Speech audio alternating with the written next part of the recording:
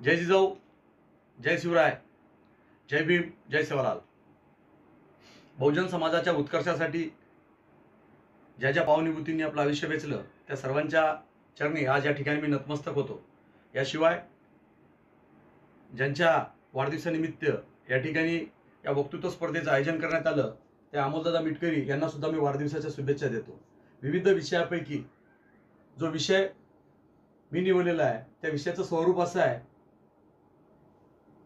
शरदचंद्रजी पवार साहेब युवकांसाठी एक प्रेरणास्थान। निश्चितच अत्यंत महत्त्वाचा असा विषय या ठिकाणी आयोजकांनी घेतला, म्हणून आयोजकांचे सुद्धा मी त्या ठिकाणी त्यांचे अभिनंदन करतो। मित्रांनो, दादा धर्माधिकारी यांनी तारुण्याची व्याख्या करत असताना तारुण्यामध्ये त्या ठिकाणी 3 तत्कार 3 गुणांची आवश्यकता त्या ठिकाणी नमूद केली। तत्परता, तपस्विता आणि तेजस्विता। या अनुषंगाने आपण जर विचार केला तर आजच्या युवकापुढं स्वतःला आपल्या कर्माने सिद्ध करणारं चालतं बोलतं असं प्रेरणांचं विद्यापीठ जर कोणतं असेल तर ते शरदचंद्रजी पवार साहेबच। म्हणून या गोंधळलेल्या युवा वर्गासमोर जर आपल्याला आदर्श प्रेरणास्थान म्हणून आजच्या काळामध्ये आपण जर कोणाला ठेवू शकत असेल तर ते देशाचे नेते शरदचंद्रजी पवार साहेब यांच्याशिवाय दुसरं कोण असू शकेल बरं। आणि म्हणून मला सांगायचं आहे की आज शरदचंद्रजी पवार साहेब यांच्या व्यक्तिमत्वाची जर आपण तुलना केली, त्याचं विश्लेषण आपण त्या ठिकाणी केलं तर त्या ठिकाणी आपल्याला संयम, प्रतिकूल परिस्थितीमध्ये लढण्याची जिद्द, मुसद्दीपणा, मुरब्बीपणा, साधी राहणी, विचारांची श्रीमंती, सर्व मतांचा आदर, विविध क्षेत्रांचा अभ्यास करण्याची जिज्ञासूपणा, या सगळ्या गोष्टीचा जर आपण विचार केला तर युवकांनी निश्चितच पवार साहेब यांचं आत्मचरित्र लोकमान्य सांगाती वाचल्यास आपले ध्येय, आपली त्या ठिकाणी साध्य करण्यासाठी शरदचंद्रजी पवार साहेब एक अत्यंत चांगलं असं प्रेरणास्थान त्या ठिकाणी सिद्ध होऊ शकतं। मित्रांनो, मागील काही दिवसापूर्वी स्वप्नील लोणकर यांनी ज्या पद्धतीने एमपीएससी मधला जो काही दुर्दैवी अपयश त्या ठिकाणी त्याचं आलं असेल, कारण जे काही असेल, पण जो अत्यंत टोकाचा निर्णय घेतला आणि स्वतःचं जीवन त्या ठिकाणी संपवलं, अशा विविध क्षेत्रातील अपयशी युवा वर्गांना किंवा त्या ठिकाणी अपयशी पदरी पडलेल्या युवकांना मला आजच्या ठिकाणी एवढंच सांगायचं आहे की ज्यावेळेस तुम्हाला असं वाटेल की आता सारा संपलेला आहे, आतलं सारं संपलेलं आहे, अशा वेळेस फक्त सारं संपलेल्याची भावना बाजूला देऊन त्याला बगल देत फक्त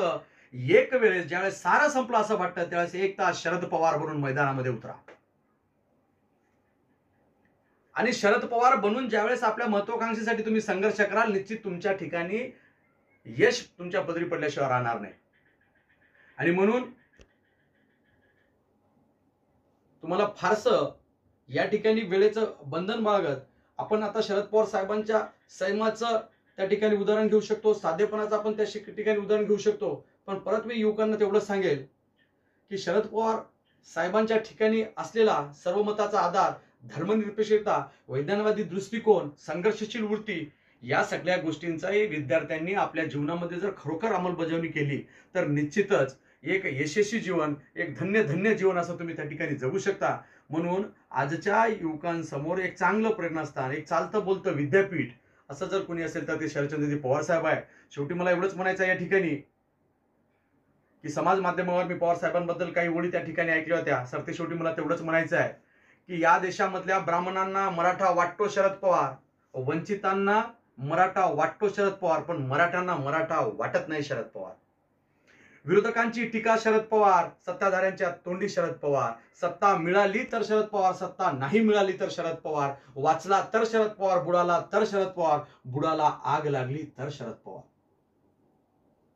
साऱ्यांना मित्रो असं म्हणणाराच म्हणतो, मित्र है हमारा शरद पवार, चाय सोबत प्यायला शरद पवार, शरदराव की तो क्षमता ही अद्भुत आहे असंही म्हणायला शरद पवार। 2014चा मुद्दा शरद पवार, 2019चा मुद्दा शरद पवार,